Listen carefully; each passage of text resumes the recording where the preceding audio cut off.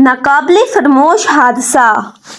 یہ قصہ ایک گاؤں کا ہے جہاں لوگوں کو زندہ رہنے کے لیے پورے دن محنت کرنے کے بعد صرف ایک وقت کا ہی کھانا نصیب ہوتا تھا۔ کچھ لوگ غریبی سے تنگ آ کر گاؤں چھوڑ کر شہر کی طرف نقل مکانی کر گئے، لیکن کچھ لوگوں کے پاس اتنے وسائل ہی نہیں تھے کہ وہ یہاں سے کہیں اور جا سکیں، اس لیے اپنی قسمت کو قبول کر کے صبر اور شکر کے ساتھ زندگی گزار رہے تھے۔ یہاں کوئی ہسپتال یا طبیب بھی نہیں تھا، جس کی وجہ سے ان لوگوں کو دوسرے گاؤں کی طرف جانا پڑتا تھا۔ دوسرے گاؤں کا راستہ طویل ہونے کی وجہ سے کئی لوگ راستے میں ہی دم توڑ دیتے تھے۔ اکمل بھی اسی گاؤں کا ایک فرد تھا جس کی عمر 20 سال تھی۔ یہ اپنے 5 بہن بھائیوں میں سب سے بڑا تھا۔ ایک دن اس کے سب سے چھوٹے بھائی نے بھوک کی شدت سے کچھ پیڑ کے پتے کھا لیے۔ وہ زہریلا درخت تھا، لیکن 5 سال کی عمر میں اس بچے کو یہ کہاں سے پتا ہوگا کہ کون سا درخت زہریلا ہے اور کون سا ٹھیک۔ وہ بیچارہ بھوک سے نڈال ہو کر پتے کھانے پر مجبور ہو گیا۔ رات اس کی طبیعت زیادہ خراب ہونے کی وجہ سے سب اسے دوسرے گاؤں لے کر جا رہے تھے کہ راستے میں اس کے منہ سے سفید جھاگ نکلا اور اس نے اکمل کے ہاتھوں میں ہی اپنا دم توڑ دیا۔ اس حادثے کو تقریباً 6 ماہ کا وقت گزر چکا تھا، لیکن اکمل اس حادثے سے باہر نہیں نکل پا رہا تھا۔ اسے اندر ہی اندر اپنی بے بسی اور لاچاری پر گھٹن ہونے لگی اور اس نے فیصلہ کیا کہ اب وہ ایسی زندگی نہ خود گزارے گا اور نہ اپنے گھر والوں کو گزارنے دے گا۔ اکمل نے دوسرے گاؤں کے ایک لڑکے کو بتایا کہ وہ اسے اپنی سائیکل کرائے پر دے دے، میں شہر سے کچھ پیسے کما کر لاؤں گا، اس کا کچھ حصہ تمہیں بھی دے دوں گا۔ اس بات پر وہ لڑکا راضی ہو گیا اور اکمل کو سائیکل مل گئی۔ اکمل نے اپنے ماں باپ سے اجازت لی اور اپنی چھوٹی بہن کو روتا چھوڑ کر شہر کی طرف نکل گیا۔ اکمل کی چھوٹی بہن اس سے بہت پیار کرتی تھی، اسی لیے وہ بار بار روک رہی تھی، لیکن اسے کیا پتا کہ اس کا بھائی اس کو بچانے کے لیے ہی دور جا رہا ہے۔ اس گاؤں میں ہریالی بہت تھی اور لوگ بھی کم ہی آباد تھے۔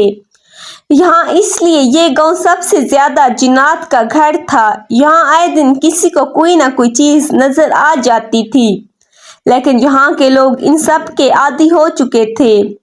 یہاں ایک بات یہ بھی مشہور تھی کہ اس گاؤں کے قبرستان میں جنات کا قبیلہ آباد تھا اور کسی کے مرنے پر ہی اسے دفن کرنے دیتے تھے اور وہاں کوئی جا نہیں سکتا تھا، ورنہ زندہ واپس نہیں آتا تھا۔ اکمل فجر سے پہلے ہی نکل گیا کیونکہ راستہ بہت طویل تھا۔ دن کے وقت وہ وہاں پہنچا، تھوڑا سو کر آرام کیا اور پھر کام ڈھونڈنے نکل پڑا۔ اب اس کی قسمت اچھی تھی یا اس کا حوصلہ اچھا تھا، وہاں ایک پریس میں اسے کام مل گیا۔ وہ ابھی نیا کھلا تھا، اس لیے جوان لڑکوں کی ضرورت تھی۔ اسے ماہانہ 8,000 پر رکھ لیا گیا۔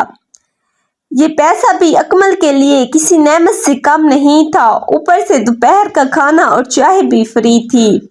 اس نے فوراً ہی اللہ کا شکر ادا کیا اور کام پر لگ گیا۔ دن ایسے ہی گزرتے رہے اور 1 مہینہ ہو گیا۔ اکمل اپنی پہلی تنخواہ لے کر اپنی ماں کے پاس گیا اور خوشی سے اپنی بہن کو گود میں اٹھا کر جھومنے لگا۔ اب اس کے گھر کے حالات سدھرنے والے تھے۔ اکمل نے اس لڑکے کو سائیکل کی مد میں 1000 روپے دیے، وہ بھی خوش تھا کہ بیٹھے بٹھائے پیسے آ رہے ہیں۔ ایک دن پریس میں کافی کام کا لوڈ تھا، اس لیے سب کو دیر تک روک لیا گیا۔ اکمل کافی پریشان ہوا، لیکن جب اضافی پیسے دینے کا کہا گیا تو اس نے سوچا خیر ہے، ایک دن کی تو بات ہے، بس اور زیادہ پیسے بھی مل جائیں گے۔ وہاں سے نکلتے ہوئے ہی 8 بج گئے تھے۔ اکمل نے اللہ کا نام لیا اور سائیکل چلاتا ہوا نکل گیا۔ اس نے سوچا ماں باپ پریشان ہو رہے ہوں گے، کیوں نہ کچے راستے پر سے چلوں، جلدی پہنچ جاؤں گا۔ وہاں اس نے کچھ راستے پر سائیکل کو موڑ لیا۔ تھوڑی دیر بعد اس راستے پر ایک سایہ نظر آیا اور اسی کے ساتھ ساتھ ہی اڑنے لگا۔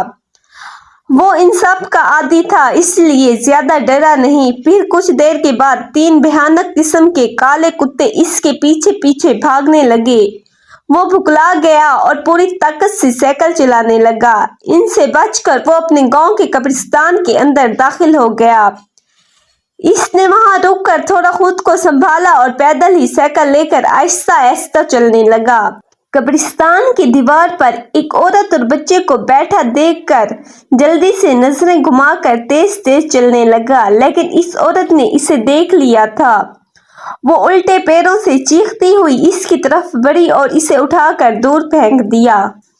جھاڑیوں کی وجہ سے اسے کافی چوٹ لگی، لیکن وہ اپنی سائیکل نہیں چھوڑ سکتا تھا۔ وہ اٹھا اور سائیکل کی طرف بڑھا۔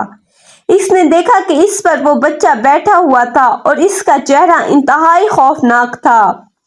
اکمل نے قدم گاؤں کی طرف بڑھائے تو پیچھے سے اس کے مرے ہوئے بھائی نے آواز دی، لیکن اکمل سمجھدار تھا، اس نے مڑ کر نہیں دیکھا۔ وہ سمجھ گیا تھا یہ جنات ڈرا کر مارنا چاہتے ہیں۔ وہ آگے چلتا گیا۔ اسے یہ بات پتہ تھی کہ جو ان سے ڈر گیا یہ اس پر حاوی ہو جاتے ہیں، اسی لیے وہ چلتا گیا۔ اسے سامنے وہ عورت بار بار نظر آ رہی تھی، لیکن وہ ڈر نہیں رہا تھا۔ اب وہ قبرستان سے نکل گیا۔ جیسے ہی نکلا، پیچھے سے آواز آئی کہ تو اپنے گلے میں پڑے تعویذ کی وجہ سے بچ گیا، ورنہ آج تک کوئی زندہ نہیں گیا۔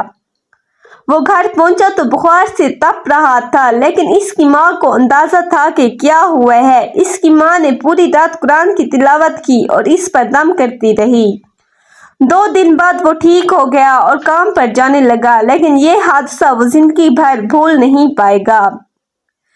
پیارے دوستو، اس کہانی سے ہمیں یہ سبق ملتا ہے کہ چاہے جنات میں کتنا بھی دم ہو، کتنی بھی خوفناک ہو، لیکن اللہ تعالیٰ کی کلام کے سامنے وہ کچھ نہیں کر سکتی۔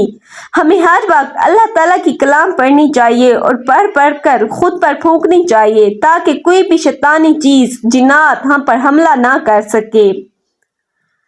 اگر کہانی ٹھیک لگے تو لائک اور کمنٹ ضرور کیا کریں۔ اس سے پتہ چلتا ہے کہ کتنے لوگ پسند کر رہے ہیں اور دیکھ رہے ہیں۔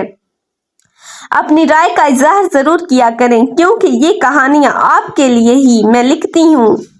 اللہ تعالیٰ آپ سب کا حامی اور ناصر ہو۔